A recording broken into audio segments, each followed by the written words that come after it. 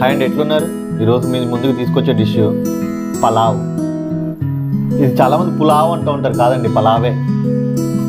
ఆంధ్రాలో బాగా చేస్తారండి. దీనికి కావాల్సిన ఇంగ్రీడియంట్స్ ఇవన్నీ. ఇది చేస్తుంటే మీ వీధి అంతా గుమాయించిపోతుంది. ఎవరైనా ఇంట్లోకి వచ్చి వాళ్ళు చూస్తే కూడా అదిరిపోతుంది అనమాట. మొదలు పెడదామా మరి? స్టార్ట్. ముందుగా మనం మిక్సీ పట్టుకోవాలండి. దానికి కావాల్సిన పదార్థాలు ధనియాలు, మిరియాలు, అనాస పువ్వు, సాజీరా, దాల్చిన చెక్క చిన్న ముక్క, 3 యాలకులు, 4 లవంగాలు. వీటిని ఒక మిక్సీ జార్లో వేసుకొని వాటితో పాటు నానబెట్టుకున్నవంటి జీడిపప్పులు 4, 5, 6, నానబెట్టుకున్నటువంటి గసగసాలు,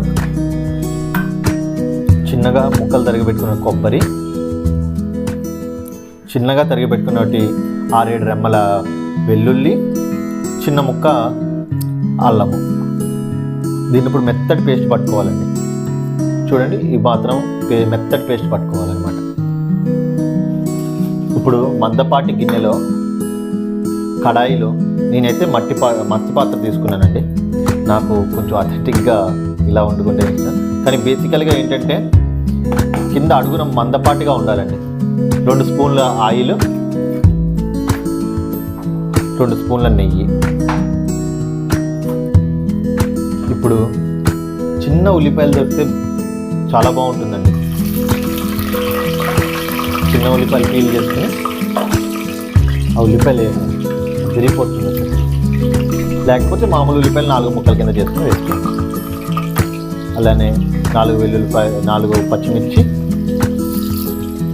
ఆలుగడ్డ చిన్న ముక్కలుగా కోసుకున్నట్టు, బీన్స్, క్యారెట్ చిన్నగా ముక్కలు కోసుకొని, మిల్ మేకర్ నానబెట్టుకున్నటువంటివి, బఠానీ. నేనైతే ఫ్రోజన్ బఠానీ తీసుకున్నానండి. పచ్చి బఠానీ అయితే 1 గంట సేపు ముందు నానబెట్టుకోండి. ఒక్కసారి ఇవన్నీ వేసి కలుపుకోండి. చూడండి ఎంత కలర్ఫుల్గా ఉందో. ఇది నేను ఎప్పుడు వెళ్ళినా మా ఊరికి, మా అమ్మమ్మ వాళ్ళ ఊరికి, మా మామయ్య ఖచ్చితంగా మా అత్తతో చేపిస్తారండి. మా అత్త దగ్గర నేర్చుకున్నాను ఈ వంట. ఇప్పుడు కొంచెం వేగగానే కూరగాయలు అవన్నీ వేసుకున్నవి ఇప్పుడు మనం మెత్తగా పట్టుకున్న పేస్ట్ దానిలో వేసుకోండి. ఇప్పుడు ఒకసారి వేయించుకొని కలుపుకోండి. బాగా ఒకసారి వేయించుకోవాలి, పచ్చివాసన పోయేంతవరకు. ఎందుకంటే మనం అల్లం వెల్లుల్లి ముక్కలు వేసాం కదా, అలాగే కొబ్బరి కూడా. దానివల్ల కొంచెం పచ్చివాసనలాగా వస్తుంది అనమాట. అందుకని చెప్పి ఒక్కసారి వేయించుకోవాలి, కాసేపు పచ్చివాసన పోయేంతవరకు. ఇప్పుడు 1 గ్లాస్కి 2 గ్లాసుల బియ్యం అండి. అయ్యో, కంగారు పడ్డానండి. 1 గ్లాస్ బియ్యానికి 2 గ్లాసుల వాటర్. ఆ లెక్కన నేను 3 గ్లాసులు తీసుకున్నాను. సో 6 గ్లాసుల వాటర్ తీసుకున్నాను. అదే మీరు నానబెట్టకపోతే బియ్యము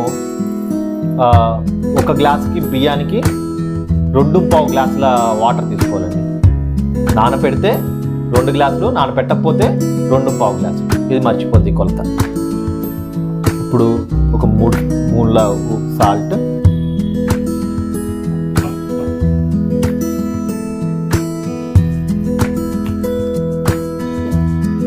2 ఆకు దాల్చిన చెక్క చిన్న ముక్క, పువ్వు. ఇప్పుడు మూత పెట్టుకుని పొంగురు అనివ్వండి.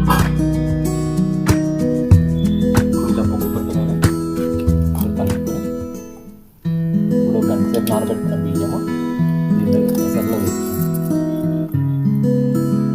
ఇప్పుడు అలా పొంగుతుండగా, ఎసరు మరుగుతుండగా ఒకసారి కలుపుకొని మూత పెట్టుకోండి. హై ఫ్లేమ్లో మసాలాలు బాగా. ఇప్పుడు ఈ స్టేజ్లో అరచెక్క నిమ్మకాయ పెట్టుకోండి. దానివల్ల అన్నం విడివిళ్ళాడుతూ వస్తుంది. ఈ స్టెప్ను మాత్రం స్కిప్ చేయకండి. అన్నం స్టేజ్లో ఉన్నప్పుడు ఒక్కసారి కలుపుకోండి. ఎందుకంటే ఇది కొబ్బరి వేస్తాం కదా, కొబ్బరి గసగసాలు పేస్ట్ అన్నీ వేస్తాం కదా, కింద అడగంట కన్నా ఉంటుంది అనమాట. భయపడకండి అన్నం చిదిరిపోద్దేమో అని చెప్పి చిదరకుండా నీట్గా కలుపుకోండి. కరెక్ట్గా 8 నిమిషాల తర్వాత సిమ్లో పెట్టుకున్నటువంటి కడాయిని మూత తీసి చూడండి ఎలా విడివిల్లాడుతూ ఉందో. తర్వాత ఇప్పుడు కొత్తిమీరతో గార్నిష్ చేసుకోండి. ఇంకా అంతేనండి,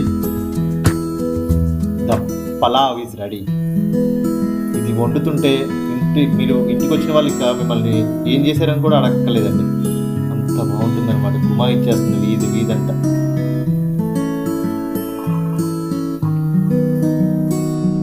ఇది వేడివేడిగా ఆలుగడ్డ కుర్మాతో తింటే ఉంటుందండి.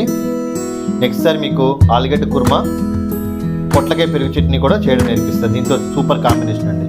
ఇంకా అంతేనండి. ఈ వీడియో కనుక మీకు నచ్చినట్టయితే ప్లీజ్ సబ్స్క్రైబ్, లైక్, షేర్.